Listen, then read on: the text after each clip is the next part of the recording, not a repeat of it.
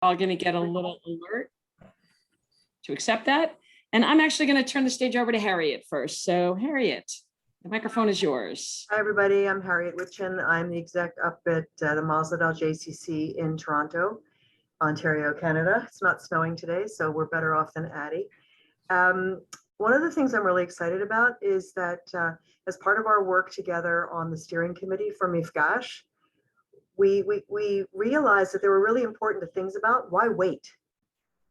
Originally, I was motivated because I wasn't planning on going to Houston. So I said, I really don't want to wait to hear these big ideas and to be inspired and have those things that I can bring back to my team. Now I've decided to go, but nevertheless, why wait? And so when I reached out to the CEO ED listserv and I said, does anybody else want to talk about big ideas and ways to just change how you're thinking about things? And 19 people answered me within 2 hours and said, why wait? And so I brought that to Sue and to Addie, and we said, okay, we're not going to wait. And I think that's what happened when many of us were on the call with Peter Blair about ECE innovation, and now Addie's launching this one today.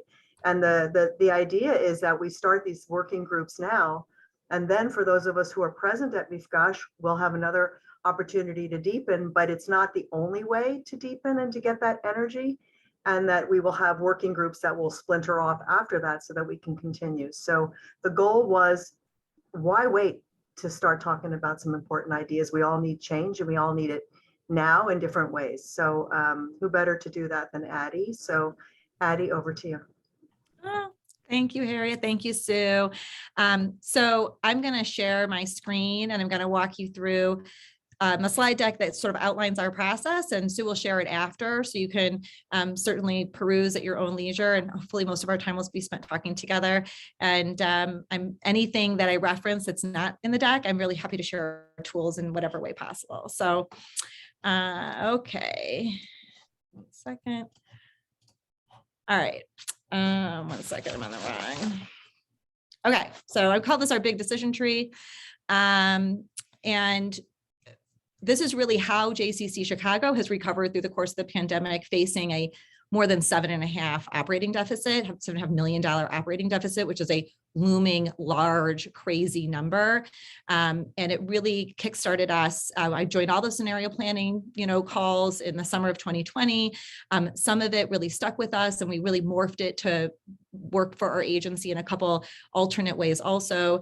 But that was really the impetus, all of that scenario planning, all those sessions that started way back in the beginning of the pandemic.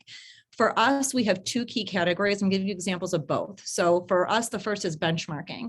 We have core programs that make us a lot of money, and we want to make sure that they're on track. So we have a benchmarking process. We also have some things that are troublesome. So in our case, like early childhood and day camp, our core programs, we want to make sure they're strong and healthy, and that we don't run into a problem there. And our health club, which was new about 6 years ago, so just wrap your mind around a multi-million-dollar brand new health club, was struggling. And so we benchmarked it to be able to identify where it was, where we needed it to go, and if we were able to get there or not. The other piece is big bets. And this for us is areas of the agency that we feel are worthy of exploration. It doesn't mean that it's going to be our cash cow or solve all of our problems, but there's certainly big chunks of program or facility or occupancy related dynamics within our organization that needed like a really deep dive. So we benchmarked these 3 things in year 1. And so I'm just going to give this as an example. Our process was our leadership team met every single day for 18 months plus. And a lot of our time together was spent in this work. So we had our daily meetings. We moved to Salesforce, and being able to see registration in real time, for example, when it comes to early childhood and our fitness program, as opposed to having to ask someone to run a report, was really essential. So we moved to Salesforce in June of 2020, but it meant that over the past couple of years here, we've really been able to have real-time data, which I had not had insight or sightline to before. We had the sort of dashboard system that we're working with now. Of course, we looked at year-over-year comparisons, especially prior to the pandemic, with not an eye to get back to where we were before the pandemic, but with an eye to be much stronger than where we were before the pandemic, which was like the leanest $40 million agency that at least I think I've ever encountered. And we also did a lot of financial pro formas. I mean, tons and tons of tons. Our finance department worked really hard because we had 1,000 questions of what if it looked like this? What if it looked like that? Over the course of the year one of benchmarking, early childhood was fine. You know, we had about 600 plus kids before the pandemic. We started the year with around 500, but it grew over the course of the year. It's fine. Re-reg was fine, all good. Apache day camps, even though early bird was a little laggy, probably with all of the, you know, upset of the summer of 2020, we still had good registration. Early bird was fine. We had to open an overflow location, lots of wait lists, all that was great. So no need. We just were able to keep an eye on it. The health club, not great. We had significant operating loss prior, about $250,000. We saw membership drop over 50%. We have still maintained all of our costs. We had a managing partner. It just wasn't working well. Yeah. For some reason, okay, great. It's like, I don't know why I can't change. This is hard to read, but it's just a quick example of, like I was sharing with Sue and Harriet. So this is my binder. It's very fat that I've been carrying around for 2 years. And there are many, many pages that look like this in that binder, which is, we're going to look at metrics in terms of membership. We're going to see where we're at. And then most important, we're identifying our triggers. So for example, if we miss our monthly membership target by a certain amount, if cancellations outpace acquisition, then it's going to make a trigger of what we're going to do. So you can see here that one of our triggers is, you know, we've highlighted where we landed. Yes, all of those things happened. We didn't make our monthly target. Cancellations outpaced memberships, which means that we're going to review program viability. We look at financials. Are we able to, we said, okay, what if our December draw decreases year over year and month over month? What if the loss exceeds the approved budget? What if it exceeds $100,000 more than we met all of those?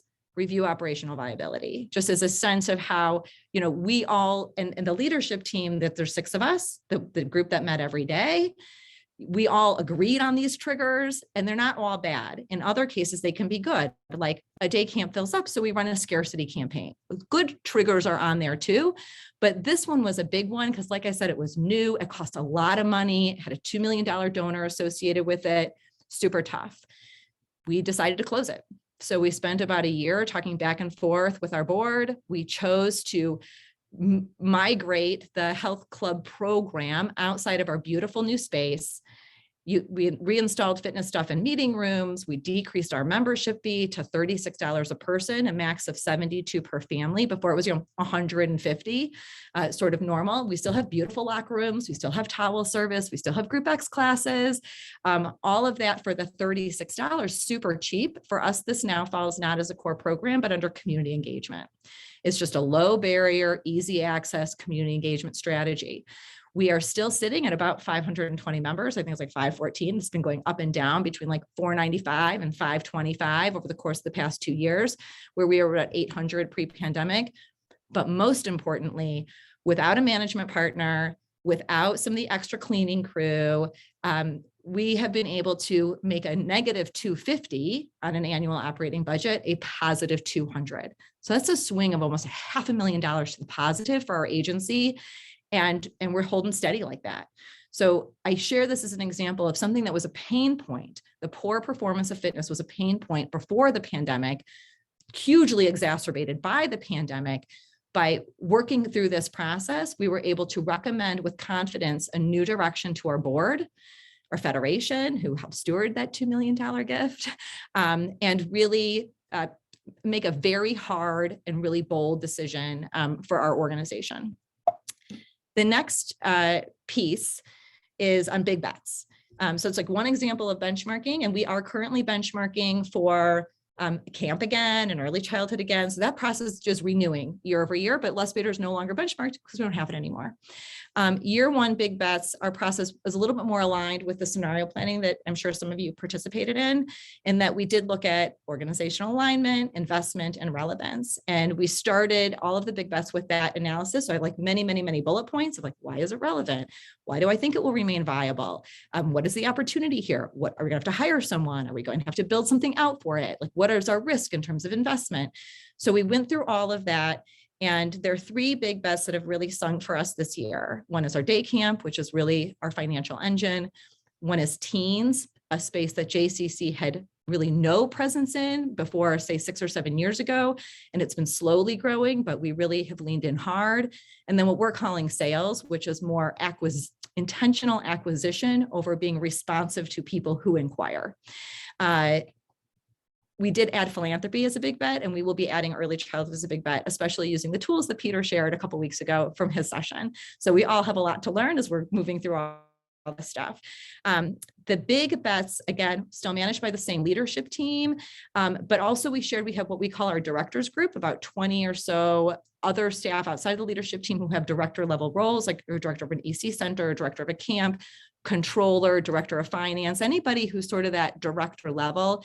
They participated, look through all of our work, shared their suggestions and input. So we really aimed to get buy-in not only from all the leadership team on the same page, but also the broader leadership of the organization invested and involved in the process.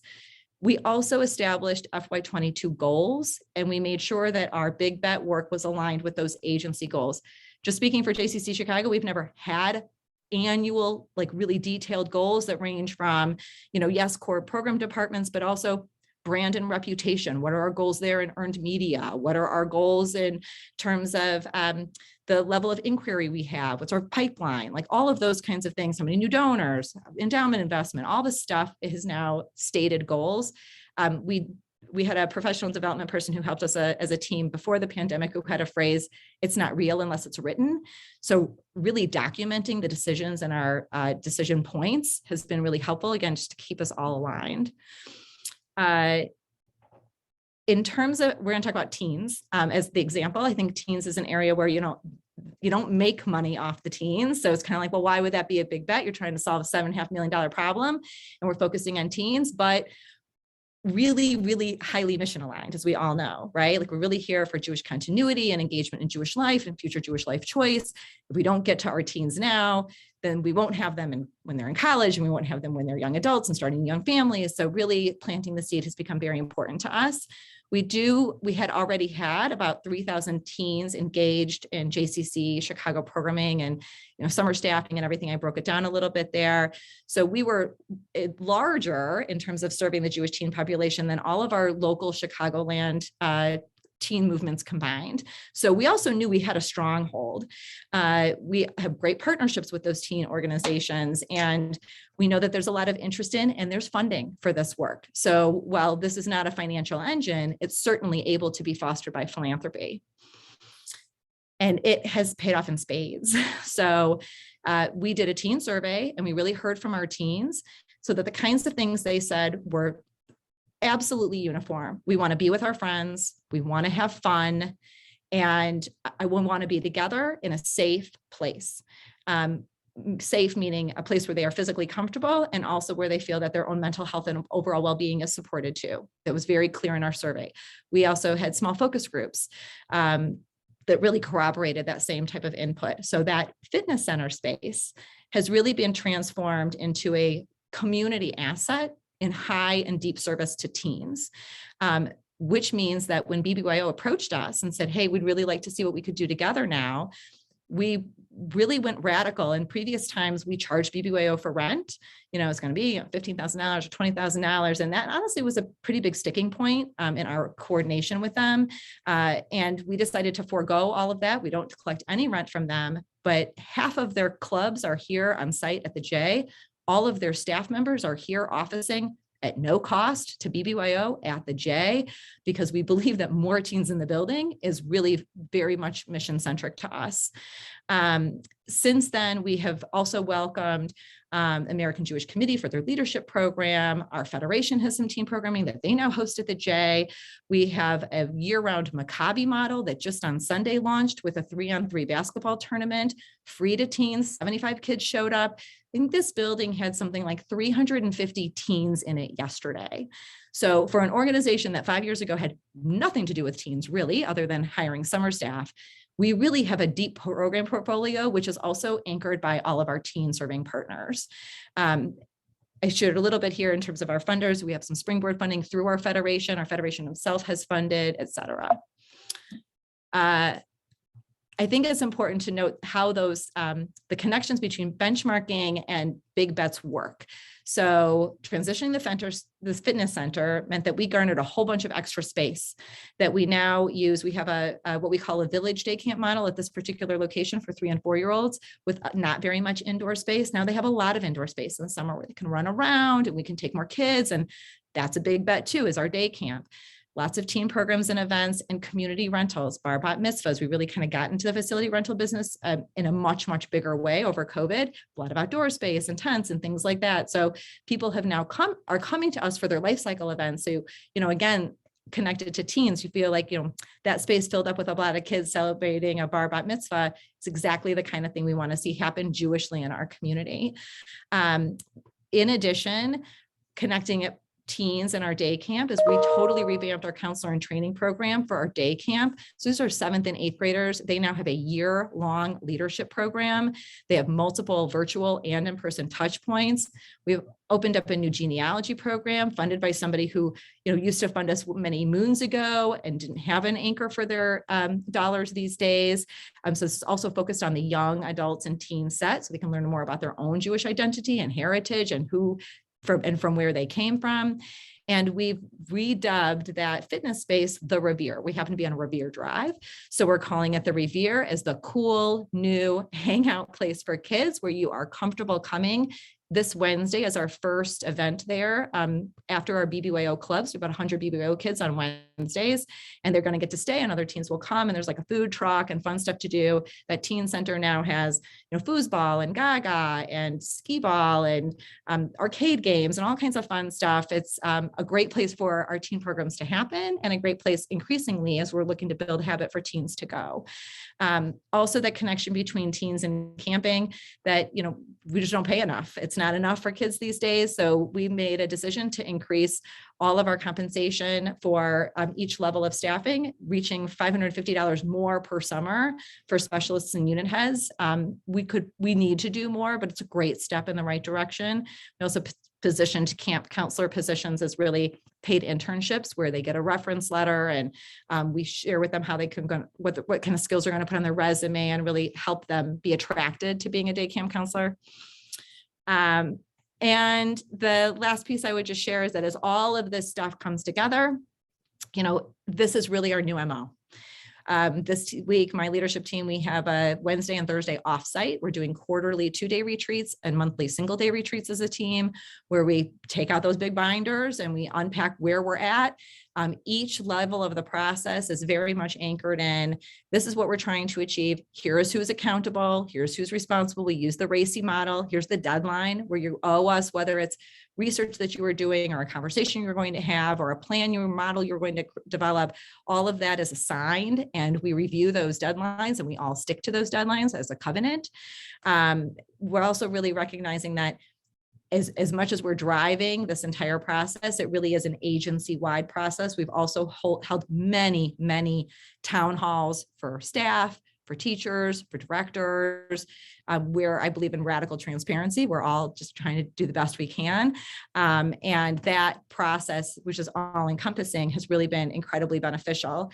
I will say that now I started with a $7.5 million deficit, which included us having to pay back $5.2 million of camp refunds in June of 2020. Just like numbers that, again, we're a lean agency that were really like a shock to the system.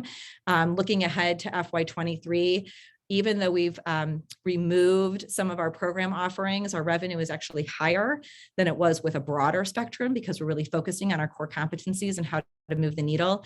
One other example, which isn't in the deck, but we have a program that is a before and after school program that operates in our Chicago public school system. That historically has been a $5 million department that runs a margin of upwards of $600,000 to $700,000. Also really challenged during the pandemic. In the beginning, it was a big bet. We can scale this. We can turn that $600,000 into $1 million or $1.5 million. At this point, it's now been benchmarked this year because we're keeping an eye on a lot of different things that changed. And this will, in fact, be our last year in that program. So I think it's really important to be always open and flexible. Just because you think it's a good idea and it's going to grow into something amazing doesn't mean that it will be. But without the data and the benchmarking process that we have, I don't know that we would have been as confident in making some of the decisions of what to get out of versus what to lean in on, because it's like a lot of gut.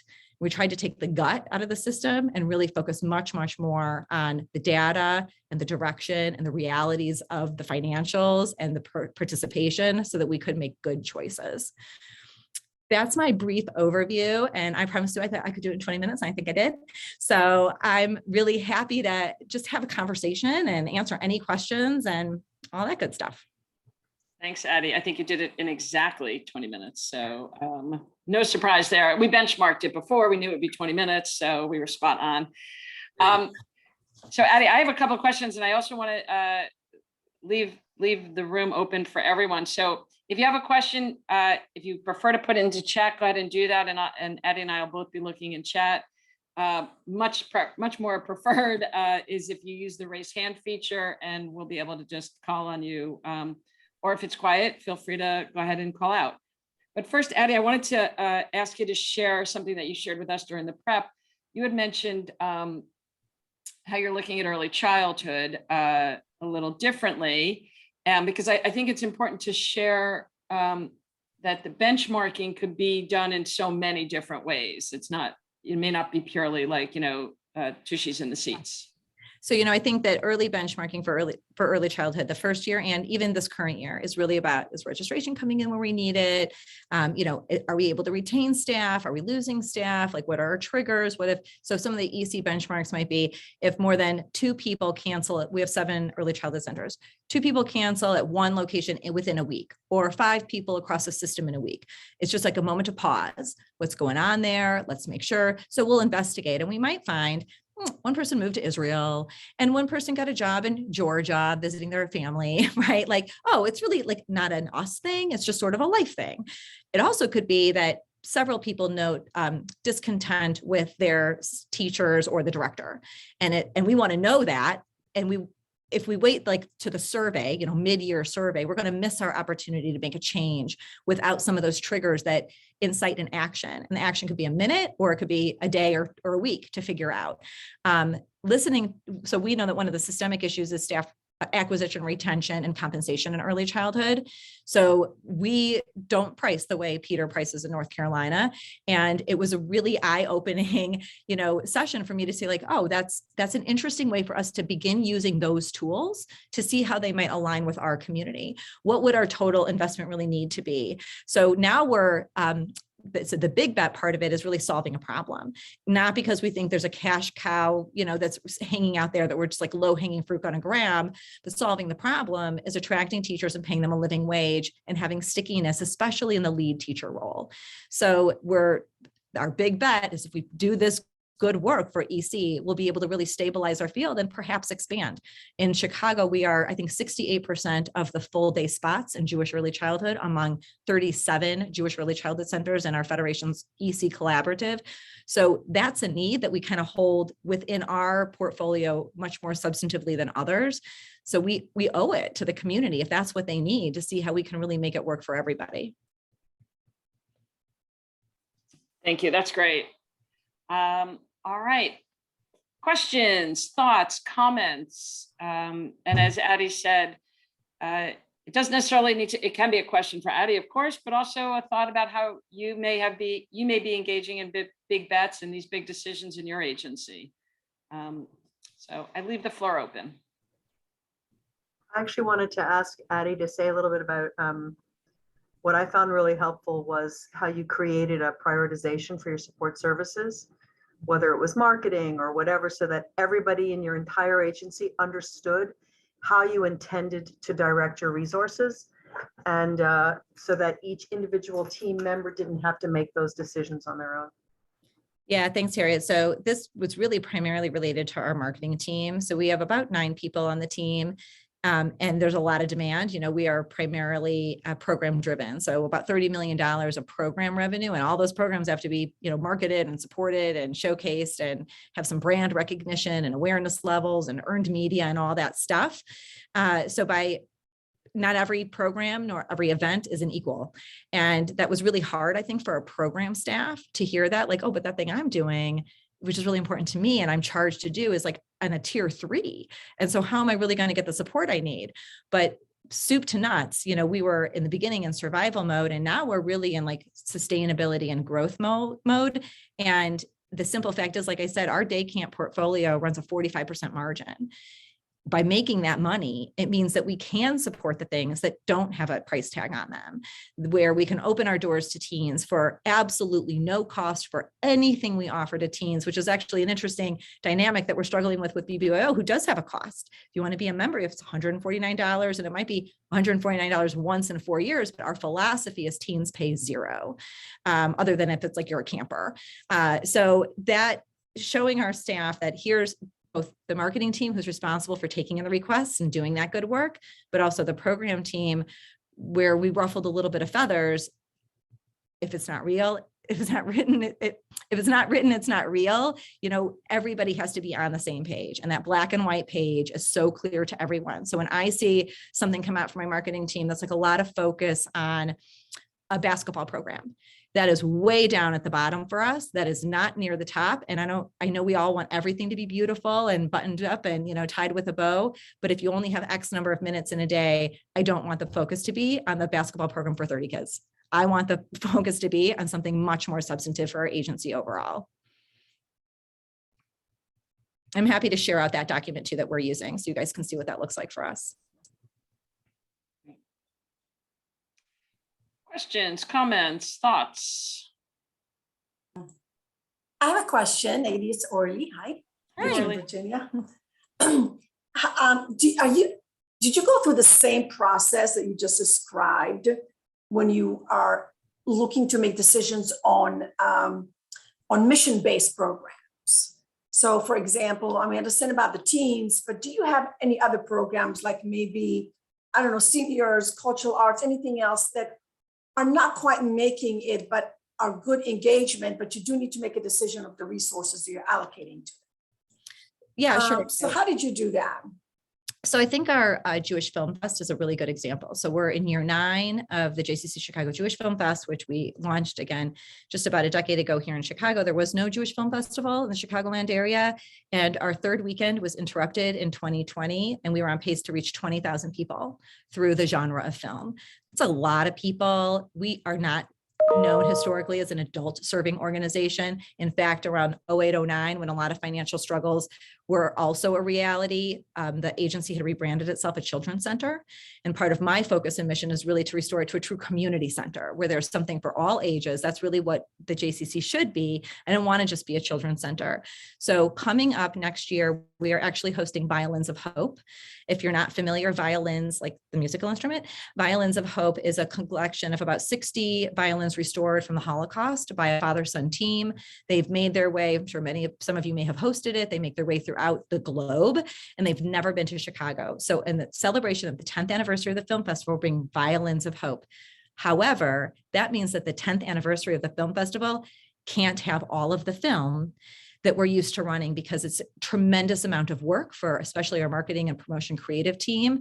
And we don't have the bandwidth for that. So we've had to tell our amazing film director, who's been interviewed, where this is our hybrid festival for the spring now, interviewed all over town, that next year it's a sort of a retrospective of some great films that have some connection to Holocaust and the work of the Violins of Hope program, but that we don't have enough bandwidth to do it all. So we've had to make some tough choices in that regard to even things that are thriving and growing and impactful. We cannot do it all. And here we've made a strategic decision that Violins of Hope, which is a really beautiful program. For those of you who don't know, Illinois was the first state to mandate Holocaust education in middle school and high school. So, and it's just been recently revamped. There's a lot of ties into the public school sector, really educating young people and teens about the Holocaust in a way that's sticky and meaningful to them. Again, it supports your Jewish identity, like that teen genealogy program. Where did I come from? Who are my ancestors? Where's my place in the Jewish world today versus before? So we've again, made that hard choice to really pull way back on the 10th anniversary because we're going to bring something else to the forefront instead. I love that, Addie. Thanks. I like the discipline of, keeping it all in balance. Steve Rogers, I see your hand is up. Yes, hi, Addie. Hey. Curious in the whole strategic process, the thinking and everything you're doing. You mentioned your leadership team was meeting daily for 18 months. To what extent was lay leadership involved, and what was it involved, and is it involved in your ongoing process? So really not. We have really beautiful people on our board who care deeply about this organization. I'm sure some of you you'll resonate that as much as you care and as much as you give and as much as you volunteer, it is not nearly close enough to really understanding the inner workings of the agency. It's very complex. There's a lot of moving pieces. And, when I was in my previous role before this one, I called it like 18 months in a closet with a budget so that I could really understand how it all works. So our board's not doing that. Instead of being involved in the process, though, we absolutely get their buy-in in the direction that we're going. So that health club thing, I wasn't just going to close it without my board's buy-in. I really needed them to be on board, and it took them over a year, many conversations to get there. And we stewarded the process. We kept on going until they also really, again, it's black and white.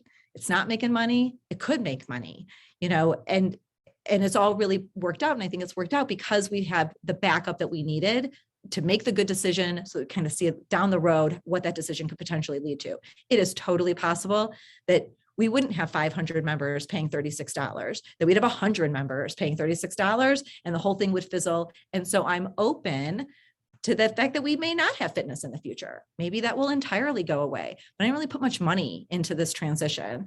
Even the fitness center, it still has like some parts of the floor are rubber and some parts of the floor are like a path. It's still set up like a fitness center. And people are like, do you want to move this wall? Do you want to change the floor? No, I'm spending any money. We're going to get proof of concept first. So I think between having the data and the pathway clear for the board, and then having piece by piece them see how the scenario planning and this work and big bets and benchmarking is playing out in a good way, whether it's to open or close or expand or shrink, that's really been the extent of their involvement. Thank you. Addie, thanks. I'm going to pull a question from chat from Judy Wolf Bolton. First, she thanked you, and also asked, do you have a planning consultant that helped create this process? And is someone working with you now as you move into sustainability and growth? Nope. Again, I just feel like, so our leadership team is myself, the COO, the CFO, the Chief Advancement Officer, the CHRO, and our Chief Program Officer. So there's 6 of us. 2 of them are either recent or engaged currently in the Mandel Executive Leadership Program. Another person's working on her. Like, we are a good, educated, professionally developing team who live this thing every day. And, as you all know, the life of the past 2 years, the day-to-day operations of a JCC, it's super hard. And I don't think a consultant can really understand.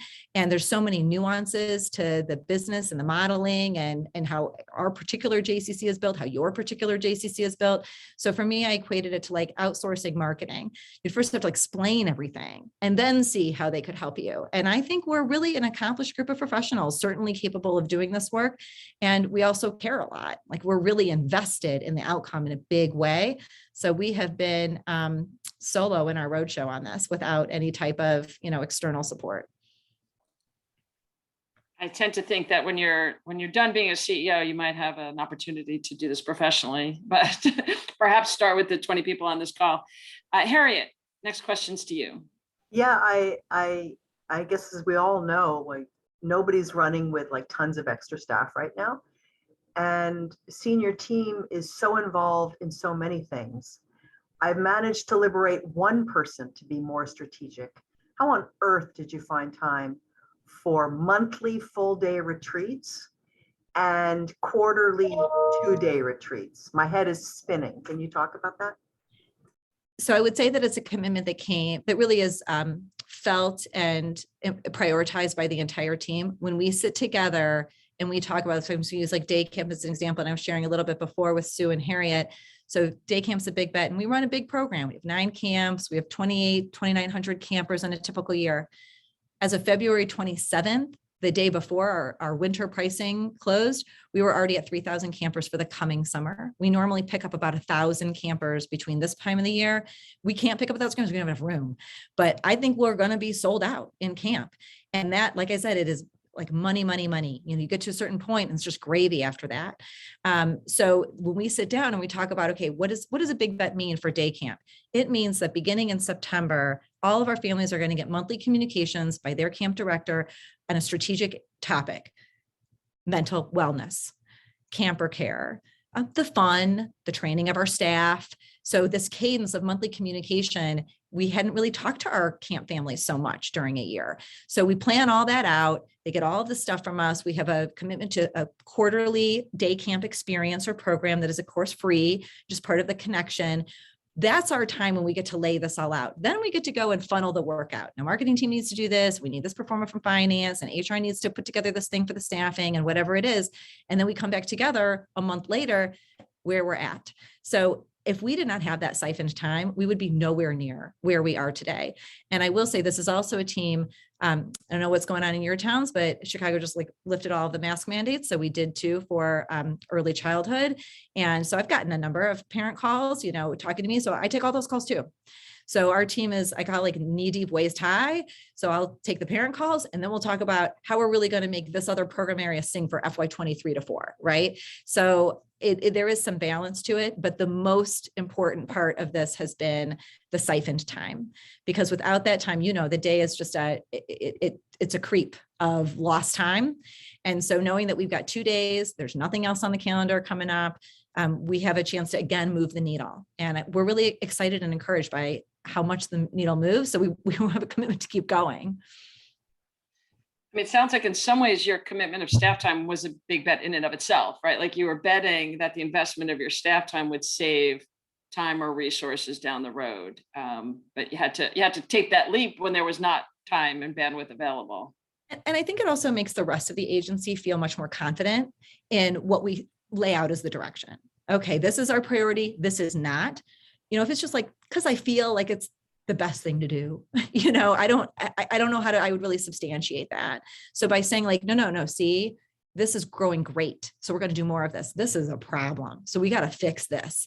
And I will say that, you know, another component of this, which is totally separate, but still yet related, you know, our big loss here in Chicago, we have 3 agencies that are core affiliates with our federation, including a JCFS and a senior serving organization. And our federation said of all the agencies, we're most worried about JCC. You're the one that we're most concerned about because you're all earned revenue. We've all heard that conversation before. So I'm not a problem now. Actually, those 2 have much more struggles today than I have. I'm okay. And I think that is also, it's also gained a lot of confidence from my board in me and my team, which is relatively new. I've only been in my role for a few years.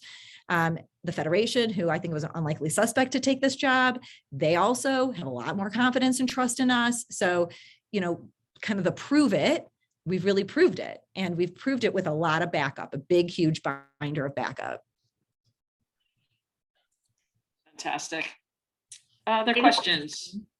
I have Jen? one. Actually, Addie, picking up on something that you just said, and I know you and I have talked a lot about at the same period of time that you've been doing all of this work, I know there's been a deepened and heightened commitment to philanthropy.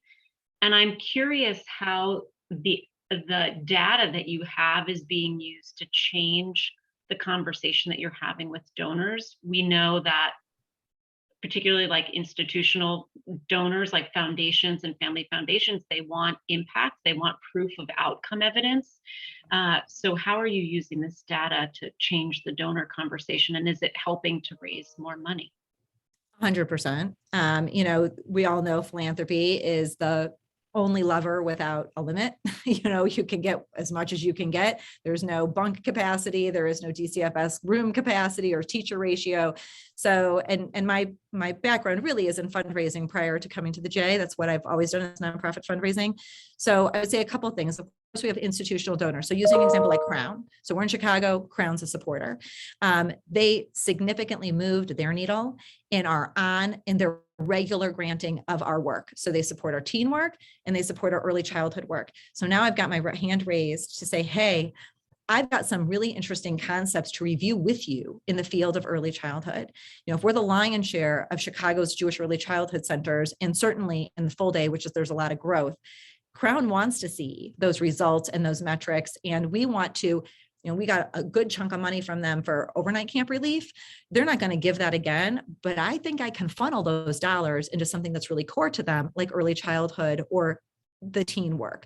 So I would say, one, yes, we're sharing all of that out, but even more exciting is that because we're entering into some new arenas, like really leaning hard into teens, we have attracted the attention of new funders who have not supported us before, funders who are like, oh, all I hear about these days is mental health and how challenging life is for our young people and what does the recovery look like. So really, I think ahead of the curve, we're ready. We're ready to go. You don't have to tell us that you're interested in funding teens and we're going to come up with something for teens for you to fund. We're saying, look at all of this traction. So one of our requests in that teen space, for example, is like, we're not charging people. We can't not charge everybody because like there is a monetary value to our space. But if a funder would be willing to say, I'm going to give you $100,000 and don't charge anybody. I'm going to make you whole so you can host them. And then that's not, the conversation doesn't start with how much will it cost me to be there. The conversation starts with what is the impact we can have together. So I think funders are also really interested in that kind of concept. And we wouldn't be able to have those conversations if we hadn't already done the legwork to get there. So already, I've got some new funding for this genealogy program. We have $155 from a significant Chicago foundation for ropes courses, indoor and outdoor ropes courses. So they called me and said, do you want ropes? It's like, actually, I love ropes. Well, if you don't like ropes, there's nothing else for you. I said, actually, I love ropes. So I'll take the ropes. And what's really great is I just got some money for a new year-round Maccabi model. This is going to be part of that. We're going to host our teen camp counselor training here. This is going to be part of their orientation and their teamwork together. And so we were ready with a lot of what the teens are looking for and what they need and positioned to start closing deals in the world of philanthropy. I do have a 1.45 proposal over 3 years to really make the thing sing that we're starting to shop now. And we've got a lot of evidence of how we are capable of delivering what we say we're going to deliver. Great. There's a question in chat from Denise Wolf. Do you ever see reopening your health club? I don't. It is not what I would anticipate happening, but I'm never close to anything. Like I said, we had one whole department that I thought was going to be a really fantastic thing and is now going to go away. I think that for us, what we did survey our fitness members as part of that process. And what we heard from them is they really love the pool and they really love Group X. I really don't care that much about the fitness centers. So when you talk about data, we have, of course, big, beautiful, state-of-the-art everything. And there were some treadmills over the course of 5 years that had 7 miles on them.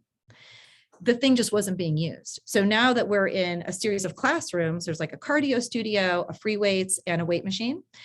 I never see more than 1 or 2 people there. And we still have 500 some members because they're using the pool and they're doing Group X.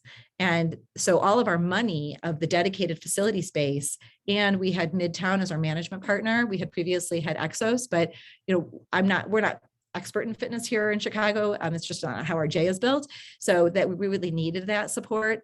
But with, like $36, people are pretty forgiving, like, okay, like 20 classes instead of 25, whatever's $36. It's like, just like like chesed to the J kind of a thing.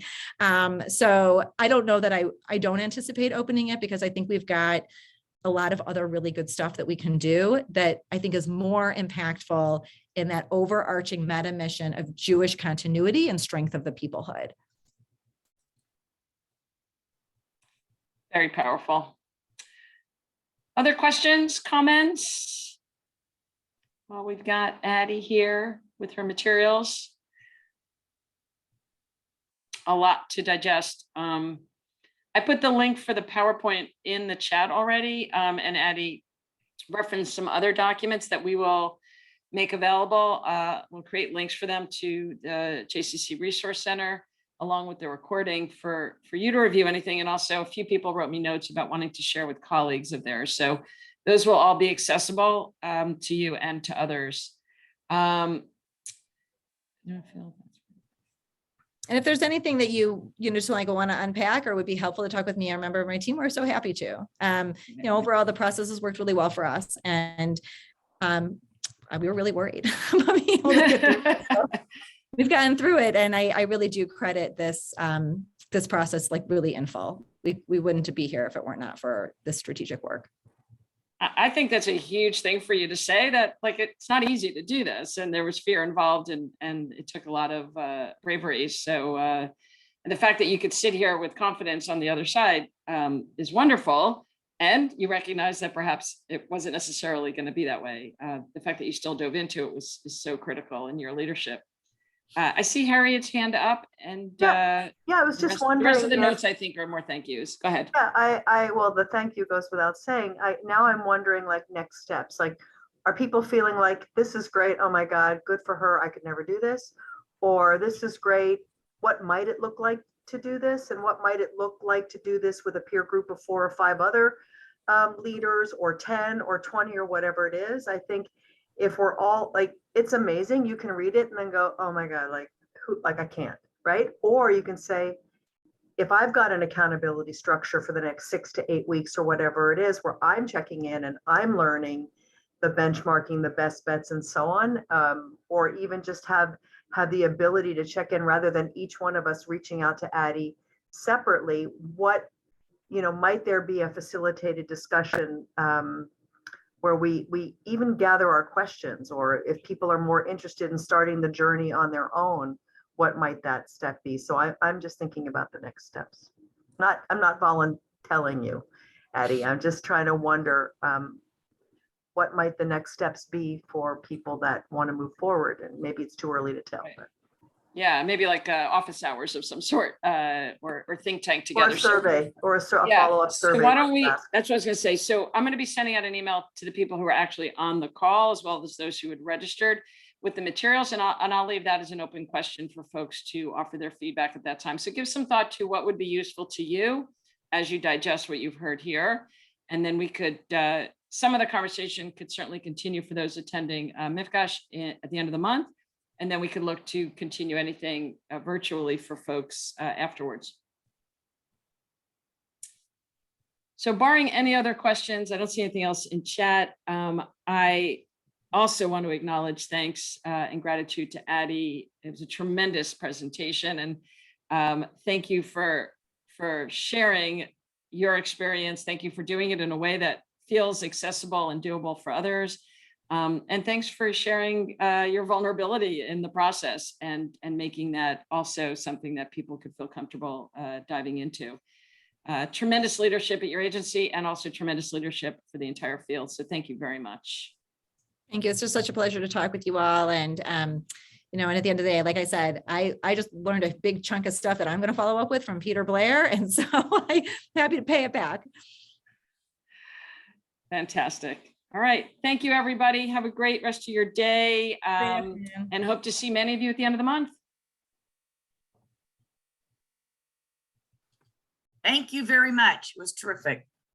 Thanks, Judy.